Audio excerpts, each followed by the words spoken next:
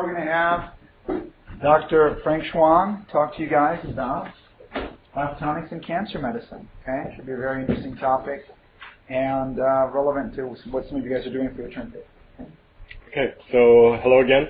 Good to see you all since Monday when we had the tour of the CBST lab. So my name is Frank Chuang, and my role here is to give you a presentation about how biophotonics is actually being used in cancer medicine. Sorry. I can give on a couple inches of my leg. All right. So when I talked to some of you on Monday, I asked how many of you were pre-med, and actually it looked like a third, maybe even half of you are all pre-med. Is that right? So, yeah, no, maybe. All right. Hopefully I don't scare you away from this. I think it's a good idea. Definitely that you're taking this class. Being in medicine these days is totally different from being in medicine, say, 10 years ago. More and more, there's talk about interdisciplinary science and interdisciplinary research. It's not enough just to know physics or chemistry or biology. You really need to be able to integrate all these different sciences all at the same time. And one thing that we hear a lot of these days is something called translational research. And this process, this process of translating science into medicine requires basically basic scientists who make the discoveries about, laws of nature, how the body works, mechanisms of disease, and they take this knowledge and eventually somehow they have to get it into medical practice. Okay, but the way to do it typically is through the development of biotechnology, and this is the domain of engineers. Okay, so it's the engineers who will take some new discovery about science, come up with some interesting or cool gadget that can be utilized in medicine to either perform advanced diagnostics or perform some kind of new therapy. And in the context of cancer, all of these elements are important. So the goals of this presentation, got 3 of them, basically to review some basic processes in cell biology and introduce some key concepts in cancer biology. All right. Also to describe the primary tasks in cancer medicine. These are, number 1, identification. Number 2 is localization. Number 3 is treatment. And then 4, kind of our ultimate goal is prevention of disease. All right. And then finally is to demonstrate how biophotonic tools and techniques are actually being developed to advance cancer medicine at all these different levels. All right. So I missed the first part of Anna's talk, but I know that she gave you an excellent introduction to molecular biology, and hopefully her talk has helped pave the way for me to talk about cell biology. As you know, we have a lot of different molecules that make up our bodies, and these molecules are organized or grouped into proteins, nucleic acids, carbohydrates, and lipids. All of these have single units called monomers, which if you put together in large strings, you'll get certain large molecules called polypeptides. You get DNA, you get polysaccharides, you get triglycerides, right? And so this is kind of a breakdown in our body of the dry mass. All right, we're approximately 50% protein, 18% nucleic acids, 15% carbohydrates, and 10% lipids, right? Don't forget that this is what I say dry mass. What I'm saying is that that's 20% of our weight, right? The remaining 80% is water. Okay. I don't need to go over this, but basically gene expression is the process whereby DNA in the nucleus contains all the information, basically the blueprint for creating the whole organism. The process of transcription and translation allows for the DNA to create all those other building blocks, the other molecules that we were talking about. All right. Did you go over this? Any? Okay. All right. So I won't dwell too long on this, but basically to review eukaryotic cell structure. All right. Just remember that a cell is a basic unit of a living organism. Nearly every function that's in the living body can be represented at the cellular level. All right. Cells need to breathe just like we need to breathe. They need energy and nutrition just like we do. They're involved in communication. I'm going to be talking a lot about this, both inside and out of the cell as well as within the cell itself. Okay. So the human body has organs and in the same way the cells are made up of different organelles. Important organelles to realize we've got the nucleus that contains genetic material, mitochondria, which are our battery pack, or kind of power plants. Endoplasmic reticulum are the factories where proteins are manufactured and packaged for transport. Plasma membrane is the skin, right, that separates the cell from the outside environment. You have microfilaments, microtubules, which form the skeleton of the cell. Okay. You put all of these things together, and one of the main activities that a cell is responsible for is dividing and multiplying, right? And this is called the cell cycle. Now, this is kind of a looping picture of a cell that's undergoing mitosis, right? And most of you, I'm assuming, have studied this process before. And probably you know about this cell cycle as being a very tightly controlled, well-orchestrated process where the different organelles are reproducing and then subsequently divided before the whole cell will split into two daughter cells, right? There's a really terrific online activity that you can, if you go to the Nobel Prize website, there's an online activity that you can go to where basically it coaches you through the process, basically you being the director of a cell to direct mitosis, and then you'll come to appreciate all the individual steps and checkpoints that are necessary in order for you to have a successful mitotic division, right? Once you've appreciated that, you'll appreciate that cell signaling becomes an important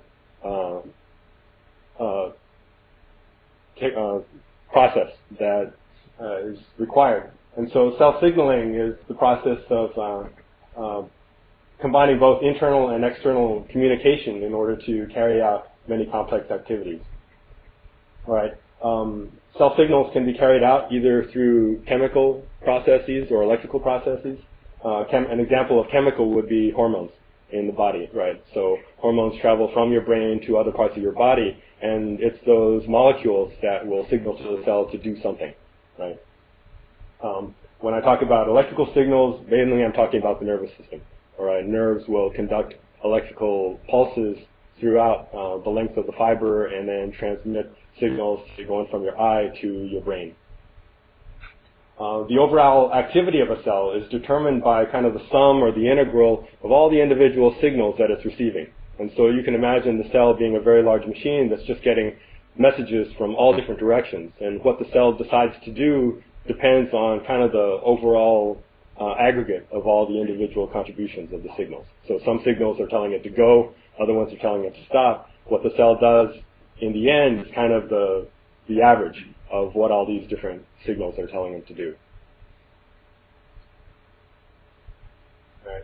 So when we talked about extracellular communication, we're talking about signaling that occurs through the cell membrane, right? So the cell membrane contains many different receptors as well as ion channels that enable it to communicate with the outside world. Examples of receptors include what are called Gproteincoupled receptors, and these are receptors that'll recognize a lot of important hormones, one of them being adrenaline or epinephrine, glucagon, which is involved in the utilization of sugar in our body, and serotonin, which is another neurotransmitter. We have also receptors that have enzymatic activity on the inside, and I'll talk a little bit more about this, but these are receptors which will control cell growth, for example. So this is going to become very important in cancer. There are also ion channels, and this is especially important in neurotransmitter function and also nerve depolarization, but these open the cell membrane to allow ions to pass through, so it affects the charge that you'll see across the cell membrane. Right. So Gprotein-coupled receptors, quickly. This is the Gprotein-coupled receptor up here. It's characterized as a long protein that has 7 transmembrane domains, so it kind of snakes in and out of the cell membrane. It's a complex structure. But it's well known because it's named as Gprotein-coupled receptor because there's this molecule that sits on the inside of the cell membrane, all right, and it's called the G protein. Now, the G protein couples to an enzyme which is also attached to the cell membrane, and this basically converts AMP to cyclic AMP. All right, and cyclic AMP is an example of a second messenger, which then can travel into the cell towards the nucleus or to other parts of the cell in order to cause an effect inside the cell. So this process allows for a signal on the outside to cross through the membrane and get transmitted into the rest of the cell. Right. So these Gproteincoupled receptors are involved in the perception of light. They allow you to smell. They are also important for mediating the signals transmitted by hormones and neurotransmitters. Right. The receptor tyrosine kinase pathway is another example of a membrane protein, but instead of using a G protein to transmit the signal into the cell, it actually relies on like a relay race. It uses phosphate groups as kind of the flag that gets passed from molecule to molecule until it ultimately is carried into the ultimate target inside the cell. And so you'll have a receptor on the outside, for example, the insulin receptor. Okay, so insulin on the outside of the cell gets bound by the insulin receptor, and when that happens, it triggers phosphorylation to occur on the inside of that receptor. That phosphorylation is recognized by molecules inside the cell and will cause what's called a phosphorylation cascade. All right, basically, it's kind of an avalanche of phosphorylation activity where the phosphate group, this phosphate is the same phosphate which is in ATP. Right, ATP is adenosine triphosphate, so it has 3 phosphate groups inside. Right, and so one of those phosphates gets transferred and attached onto some signaling molecule, and that signaling molecule then goes from being inactive to active. Right. But basically, this is another important process, and this receptor tyrosine kinase, an example is the endothelial growth factor receptor, and so this is EGFR, and this stimulates skin cells to grow and proliferate. And EGFR is actually going to turn out to be an important receptor when it comes to looking at cancer. You might ask the question why signaling is so complex in these things. Why is it that it's necessary to have so many different molecules involved? There are 2 reasons. One of them is signal amplification and propagation. Right? How do you get a single molecule of a hormone to cause an effect on a whole cell? Right? The only way to do this is to have that small hormone get amplified through kind of a chain of events. So if you have an enzyme, right, the enzyme gets turned on and can affect 100 or 1,000 different substrate molecules, and those substrate molecules will also have an effect on 100 or 1,000 other molecules. So you can see how the effect of one single molecule binding on a receptor will have a very large effect on the inside of the cell because you're recruiting more and more molecules in the process. This also gives you a chance to kind of feed in some side signals and have some kind of variation in the response. So my response to adrenaline as opposed to caffeine might be different. They both are stimulants, right? But then the actual effect physiologically might be subtly different because one stimulant is coming into the pathway differently from where another stimulant is coming in. Okay. So, like I say down here, another reason for the complex signaling behavior is that you want the opportunity to be able to modulate that signal. Right? Sometimes you want to turn on the mitochondria, but you don't want to turn on the nucleus, or you want to turn on some other organelle, but not some other system. Right. So once you understand all that, and we understand about cell cycle, cell division, then we start getting into more complex issues. All right. For example, how does an egg, right, which starts out as a single fertilized cell, turn into a whole organism? All right. You turn into a human being that has hair, 2 eyes, 2 legs. You have a heart. You have liver. You have intestine. All these different systems come out of starts out with the division of one cell, right, into 2, 2 into 4, 4 into 8, 8 into 16, and so forth. So at some point, these cells have to start to differentiate. Okay, this cell knows that it's going to become a head, one cell inside the head. This one knows that it's going to become a cell inside the foot. And so this whole process is called developmental biology. Okay, and so there's a whole science associated with this. But basically, it's the process of how does the cell know up from down, left to right, And in the beginning, so this movie is showing you basically what starts out as a fertilized egg, all right, starting to divide. Now, this is the yolk sac. So this doesn't start out as a cell, right? This is actually turning now into the embryo. But basically, this is not a human, obviously, because humans don't have yolk sacs. We have an umbilical cord and a placenta. So this is probably the embryo of a chicken, right? But it starts out as a glob of cells that are attached to yolk sac. The yolk sac simply provides the energy and nutrition for the embryo to start growing. But you can see how it starts from just this homogeneous, nondescript clump of cells into something that definitely looks like a head. You start seeing an eye forming here, what looks like a spinal cord and a tail. Right? Cool. So clearly, in the beginning, the cells are undifferentiated. They're called pluripotential because there's a number of different fates that cell could have. But what are the factors that determine which way it goes becomes a big question. So clearly, elaborate signals, both internal and external, guide the proper development of the embryo. Right, and this is an example showing you how you go from one of these nondescript stem cells, okay, into all the different types of blood cells that you have inside your body. And so inside the bone marrow, you have what are called hematopoietic stem cells. These are not like true embryonic stem cells, which I'll talk to in a little bit, but these are called adult stem cells. All right, so these are stem cells that could form any particular type of tissue, but they can't cross over. So it could be a neural stem cell, it could be a muscle stem cell, it could be a hematopoietic stem cell, which means that it could become any cell within that particular class of tissue, okay, but not cross over into a different type. And so in this case, hematopoietic stem cell is supposed to turn into either a red cell, or it can turn to any number of these white cells, or even lymphocytes, right? And so this describes the process.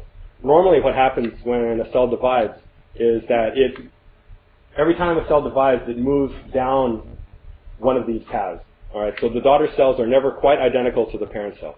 All right, the parent cell is a little less differentiated than the daughter cells. The daughter cells are always moving in the direction of becoming a fully differentiated cell. All right, only stem cells have the capability of regenerating themselves into two daughter cells that are exactly identical to the parent stem cell. And that's what makes stem cells so unique. Right? So that's kind of what I'm saying here, is that in terms of understanding stem cells, adult stem cells versus embryonic stem cells. All right, adult stem cells basically they can renew themselves continuously. All right, and depending on the need, if you injure yourself, it senses that it needs to produce more daughter cells to fill in this particular area. It'll start to do so, but otherwise, in normal housekeeping maintenance mode, it'll simply divide and create more daughter cells like itself. Okay. In contrast, embryonic stem cells can become literally anything. Okay, because these are the cells which you originally start out with as a fertilized egg. Okay. This diagram is simply showing some of the research which is going on in trying to understand some of the chemical factors that kind of instruct a stem cell to start differentiating and to try to figure out, well, in this case, what's necessary to turn this embryonic stem cell into a neuron versus turning it into a pancreatic cell. So life and death of a cell, all I'm trying to say here is that normally differentiated cells do not divide indefinitely. Okay, there are these structures in the chromosomes that are called telomeres, and this is kind of this, what happens is that did you talk about this?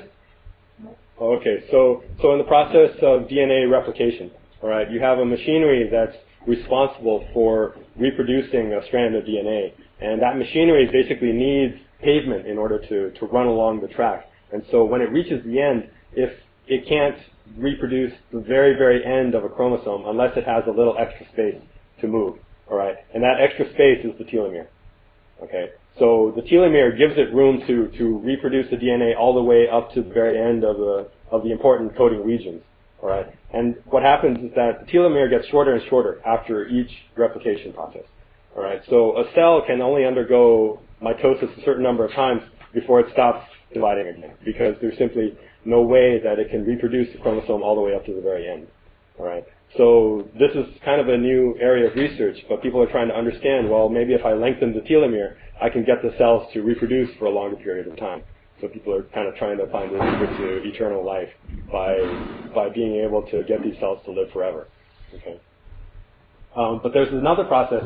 So basically, when the telomere runs out, right, that's when that cell dies. Okay, and if all the telomeres in your body runs out, that's when you die. So that's the normal case. And then in certain instances where there's disease, there's another process called apoptosis. All right, and this is where a cell recognizes that there's something wrong with it, and it basically sends the instruction to kill itself. All right, so it's kind of a cellular suicide. And this is also a very, very interesting process that researchers are trying to better understand. And this is a picture of three cells, I think. So this one's a normal cell, whereas these two have undergone apoptosis.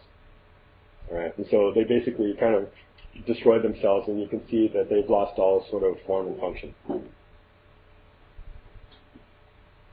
So in terms of understanding the whole machinery of life, we've got a number of new different sciences. Genomics you probably heard about, which is the study of gene structure and function. Proteomics is kind of the step past genomics, which is the study of protein structure and function. Right? And if you hang around the people that I hang around with, you'll hear all these phrases like metabolomics, which is the study of metabolic pathways and, you know, what are the components that make it up and what's their function. So people are basically going from single molecules, going to cells, and moving up and up in kind of the biological hierarchy to kind of put together how the whole machinery of life can be determined from just basic molecular mechanisms. Right? My question to you is whether, you know, can you really explain all of life just by molecular mechanisms, or is there something else going on? That's more of a philosophical question. Okay, so now finally we get into cancer. Okay, what I've tried to do really quickly is explain to you what happens normally in a cell. Now let's start talking about what happens abnormally in a cell. All right. So some of the terms that you'll often hear when you hear about cancer is tumor. Tumor is basically, or it's also called the neoplasm. Neoplasm meaning new growth. All right, is any abnormal growth of cells or tissue. All right, tumors can either be benign, which are considered non-cancerous, or malignant, which are cancerous. Right. Cancers are malignant tumors which grow rapidly and they can metastasize or spread to other parts of the body. Right. There's more than 100 different and distinctive cancers. These are not contagious. All right. They will spread inside the body, but you can't give cancer to somebody else by touching them. Although there is something else I'll mention something about infectious disease and cancer a little later. All right. More basic cancer facts. Cancer can involve any tissue of the body, and they're named for the type of cell or organ in which they start. And so if a cancer starts in your lung, that's lung cancer. If you have a cancer in your brain, that's brain cancer. If you have a tumor in your brain, but if you look under the microscope, it looks like lung cells, it's probably a lung cancer that metastasized to the brain. So it's not called brain cancer, it's called lung cancer, which is metastasized. All right, does that make sense? So that's what I'm saying. Even if cancer spreads to another part of the body, it's still named after the tissue in which the primary tumor started. Right. Skin cancer is the most common type of malignancy, followed by prostate cancer in men and breast cancer in women. Actually, that may not be. I'll check. Lung cancer keeps on climbing. I may have a separate slide here that says that lung cancer is actually now number one. Like I said, almost any kind of cell can grow into a tumor.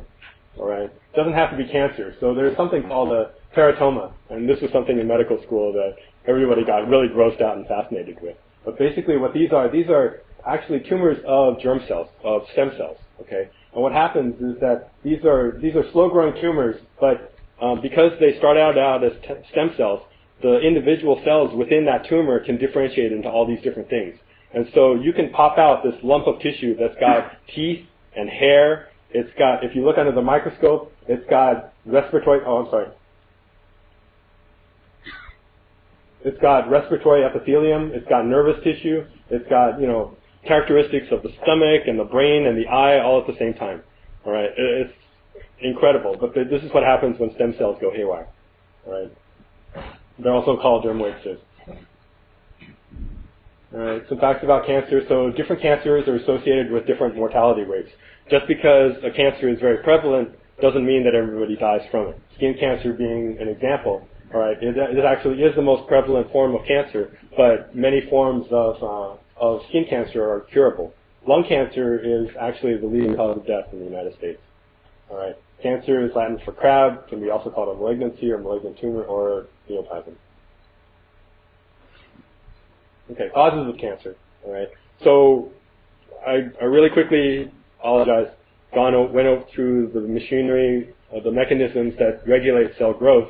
And so cancer itself is any alteration of that process that causes the cells to grow out of control. All right? And so it's a lot similar to a speeding car that can't stop. Okay? And you can have a car that's running out of control for a number of reasons. It could be that the accelerator is stuck. It could be that you have no brakes. It could be that you have both. All right? By the same reason, if you saw how complex the cell signaling pathway is, you can muck around with any step in that process and cause the cell to basically grow out of control. All right? Any genes whose disruption can trigger a tumor growth has been traditionally called an oncogene. Okay? And let me give you an example. This is called the RAS oncogene. And so remember I was talking about the tyrosine kinase receptors. All right. One of the first molecules that responds to an activated receptor is this protein which is attached to the inside of the cell membrane called RAS. And I forgot what RAS stood for. Do you remember? Okay. But RAS is a molecule which, when it comes close to an activated receptor, will bring together the rest of the machinery to cause signaling inside the cell to occur. All right. So that's normally what would happen, except if there's a mutation in the RAS gene. All right. Then the RAS molecule can sometimes be turned on permanently, regardless of whether the tyrosine kinase receptor is been activated or not. And so basically, by itself, it's kind of short-circuiting the process of signaling and just telling the cell, grow, grow, grow, because it's mimicking the signal that would come from the epithelial growth factor receptor. Okay. Does that make sense? There's also something called Twohit Hypothesis, because if you remember, in your chromosomes, you have 2 copies of each chromosome. So that means that you have 2 copies of just about every gene, including RAS. Okay, so when I said that you can have a mutation in the RAS gene, you can have a mutation in one of the RAS genes, but the other one that you have in your body or in every cell is still okay, which means that you've only lost function in half of your RAS oncogenes. So you might be able to survive with one partially functioning gene and one not functioning gene. So in order to really have cancer, you'd have to knock out both copies of the RAS gene. Okay, so this is the hypothesis that had come out of early studies trying to characterize cancer. And so that theory of the Twohit hypothesis had been extended to kind of try to explain how cancer ultimately occurs. All right, because there's damage that occurs to the DNA in all of our cells all the time. Something like 10,000 points of damage to every chromosome in our body every day. Okay, and there's a really elaborate machinery that's involved with constantly checking the DNA to make sure that there's no damage. That if there are points of damage, it'll go and repair it. Okay, but sometimes those mechanisms get overwhelmed, and that's when cancer occurs. Okay.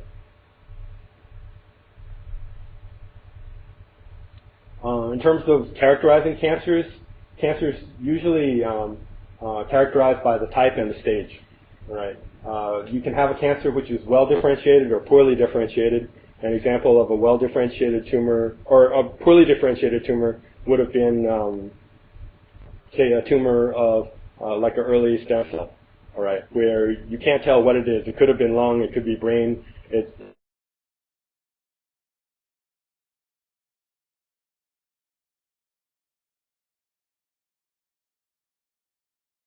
really brain is growing out of proportion to the rest of the anatomy. In terms of stage, you could have something which is early stage or late stage, meaning that you caught it early in its development or late in its development. And so doctors have this system, they call it the TNM system of evaluating cancer, which gives you 3 pieces of information. Number 1, T stands for the size and extent of the primary mass. N is the number of lymph nodes that get involved, because typically what happens when a cancer spreads is it tends to spread through the lymphatic system in the body. And so if you look at the lymph nodes, that's normally where they will filter out cancer cells, and you're likely to spot spreading cancers at the lymph nodes. And then M is the extent of the metastases on a scale of 0 to 4. So what are the major tasks in cancer medicine? The major tasks, first of all, is identification and diagnosis. All right. If I give you a piece of tissue, all right, can you tell that it's cancer? Is it benign or malignant? What's the type or stage? Okay. Another job that you might be asked to do is to localize or to track the tumor. All right. Where is it located in the body? Where is it going? Okay. If you know all this, then probably your next responsibility is to treat it. And here, in treating cancer, the basic goal is to eliminate the cancer without harming the rest of the body. And finally, if all of this is mastered, maybe you'll know enough to prevent cancer from happening in the first place. Okay. And in all these cases, we think that biophotonics has a definite role in helping out. Okay. And this is an introductory slide you may have seen already, but why use biophotonics? It's because light is an extremely powerful tool in medicine. All right. In terms of carrying information, there's a lot of information that you can store in light that you can get from simply shining light on tissue. The fact that it can be used to perform very small and delicate tasks is shown here in this slide. That kind of shows you the scale of biology, going from single atoms all the way up to the whole body. And then down here is a number of different research techniques that we've had in the past to study biology. Okay, the problem is that there's been this gap that's right around the level of 250 nanometers and below, and this is right at the scale of molecular biology. So everything that we've told you about molecular biology, the problem is that we've never actually seen it. All right, we've inferred all these processes through doing analytical chemistry, through doing molecular biology techniques, but no one's actually ever seen DNA get replicated, like directly, right? And so what we're interested in doing is using biophotonics to actually produce a microscope that can see all these processes happening in real life, because nothing's never as persuasive as being able to directly see all these things happening, right? Seeing is believing. So how do we apply biophotonics in medicine and in cancer? Well, first of all, we can use biophotonics to understand the fundamental mechanisms of disease. All right, with high-resolution molecular imaging, the ability to work with living systems as opposed to, say, X-ray crystallography or electron microscopy, where you have to process the tissue and you've frozen it in time. So it's a snapshot, but you never really get to see how things are moving around and what's relating to what and how they're interacting. In terms of localizing a disease within a population or inside the body, biophotonics can be very useful because you've got advanced labeling methods, using fluorescent antibodies, which I'll talk about, as well as label-free methods, which don't require you to add any kind of fluorescent probe, just looking at the intrinsic optical properties. And then finally, developing more effective or efficient ways to treat disease.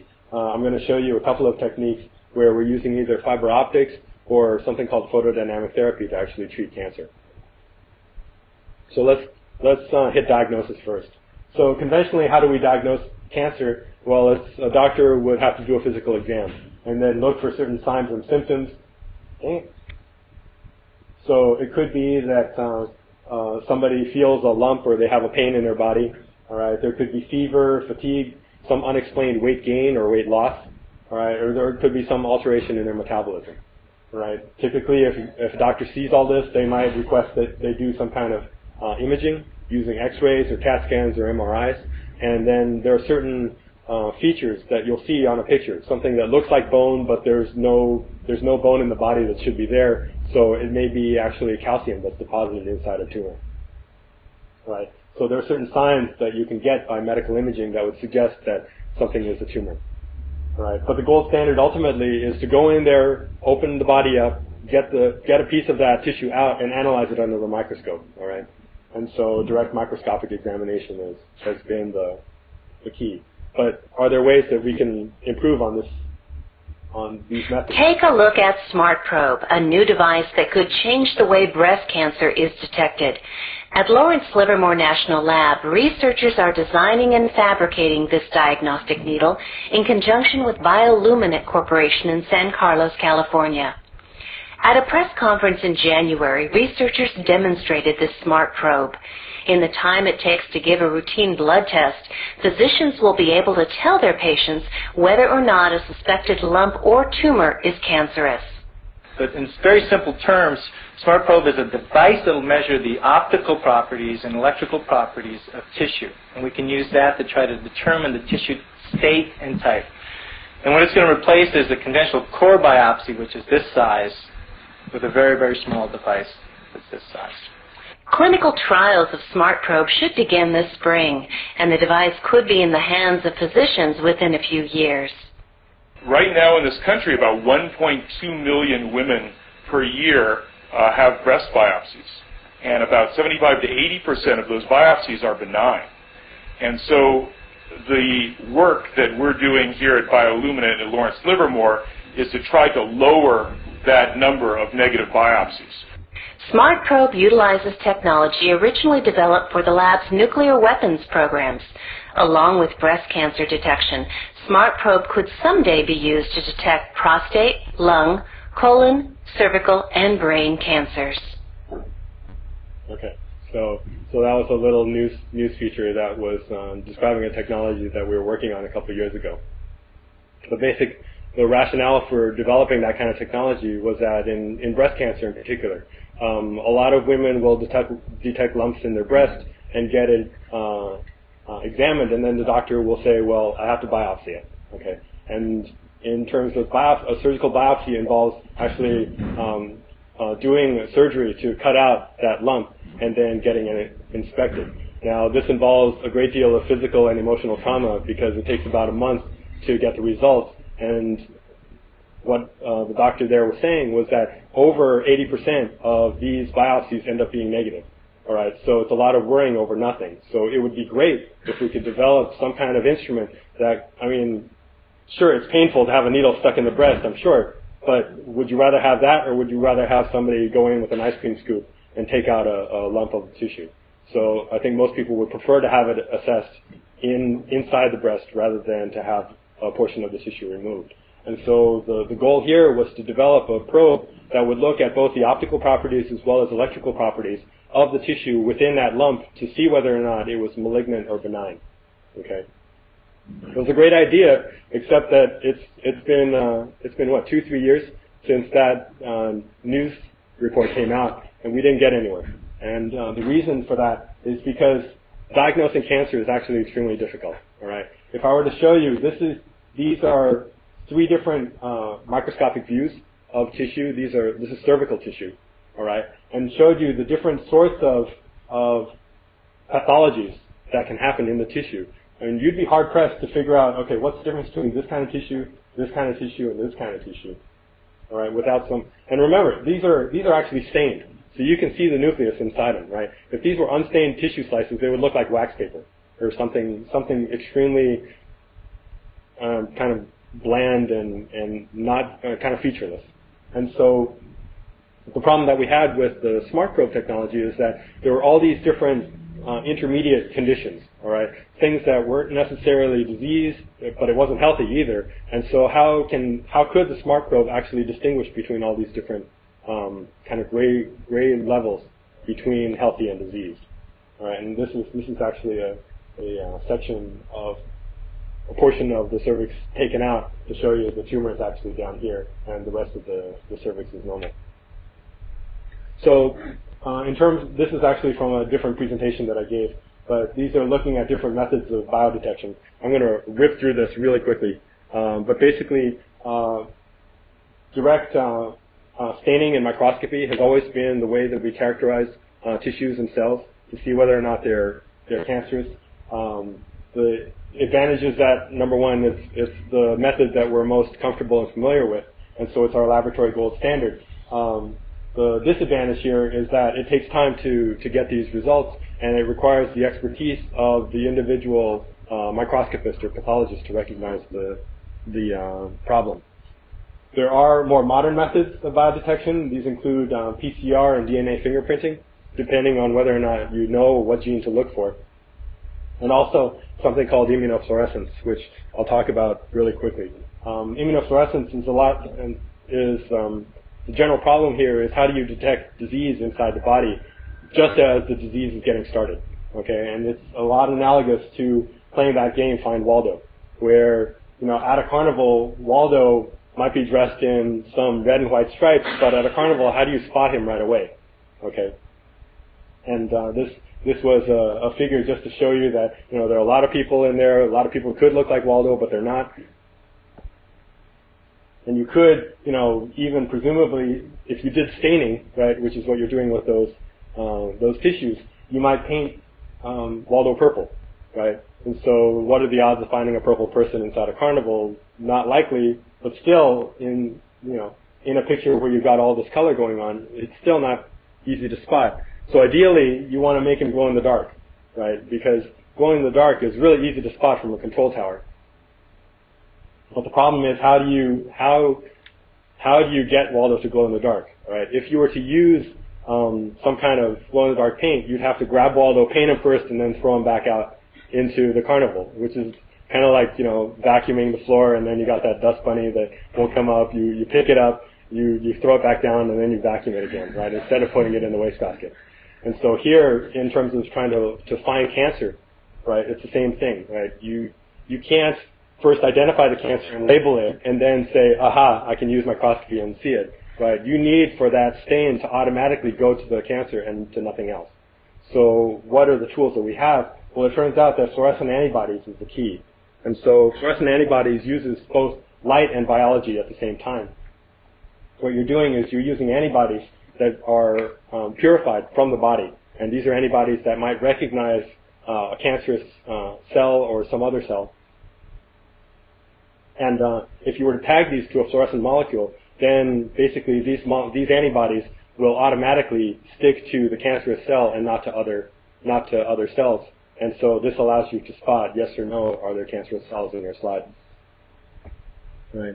I'm running out of time, so I'm going to skip through some of these other slides. I'm giving you copies of this presentation so you can look at it later. But basically, fluorescence microscopy has always been a traditional tool that we use to identify tumors. But you can't use certain fluorescent molecules inside the body, and we want to be able to develop tools that allow us to see cancer inside the body. All right. And so for this, we have techniques such as hyperspectral imaging and multimodal microscopy. So this would be a photograph of a tumor that, if you were to stain it, might look something like this. But without having to use staining, we can use what's called autofluorescence, or the fluorescent properties of the tissue itself, to be able to distinguish tumor tissue from healthy tissue. Right. At the tour of CBST, you saw this technology, the laser trap Raman spectrometer, that allows us to identify different types of blood cells, about whether or not these are tumors or not. And so these are an example of the spectra that we get. You might see subtle differences, but so long as the differences are consistent, then we can use that as a predictor of what's cancerous and what's not. So all of that was to talk about diagnosing cancer. Methods to localize and track it. Again, medical imaging is very important. You can image the whole body, and if you know what you're looking for, you can identify where the cancer is located inside the body. There are advantages and disadvantages to each method. Sensitivity and specificity are always an issue. So you might have something which is very sensitive. It's able to pick up cancer every time it exists, but the problem is that it can't tell you when you don't have cancer, because it's always saying, yes, there's cancer, yes, there's cancer. So it's too sensitive, right? Not specific enough. Again, the gold standard ends up being direct inspection, and so in order to help that, we're using biophotonics to develop advanced microendoscopes. So these are optical fibers that probably are not much bigger than a millimeter or half a millimeter in diameter. And you can insert these in the body. You can perform extremely exquisite confocal microscopy inside to see what's going on without having to do open surgery. So this would be this would have definite advantages over the smart probe that we saw earlier. There's also techniques using bioluminescence. So this is using firefly luciferase. And so this process allows you to see tumors inside the animal without having to sacrifice the animal. So in terms of people developing drugs to see whether or not what's the effect of the drugs on the tumor tissue, right? You don't have to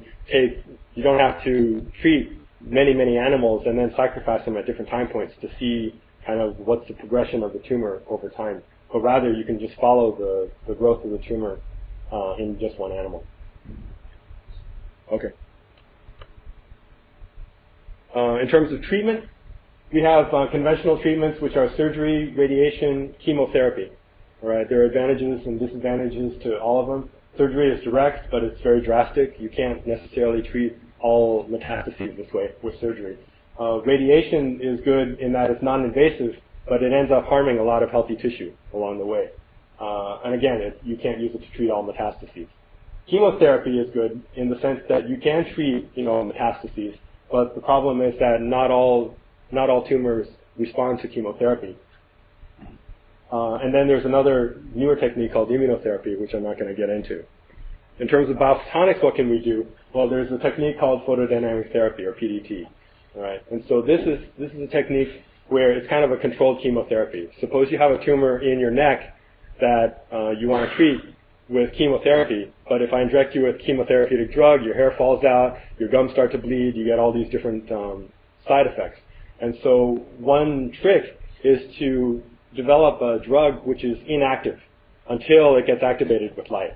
And so I can take this inactive drug and inject it, and it won't have any effect on your body. And so it starts distributing all through your body, but only in the area of the tumor. If I were to shine a laser there, right, the laser will activate the chemotherapeutic agent, and so you'll have a chemotherapeutic effect only in the area of the tumor in your neck. So individually, the two components don't cause any harm to the body. The light itself doesn't harm your body. The inactive chemotherapeutic agent doesn't harm your body. But I put the two together, and it'll harm the tissue that's in your targeted area. Okay, I think I just got this. Okay. Can you guys please give thanks to our speakers? Thank you.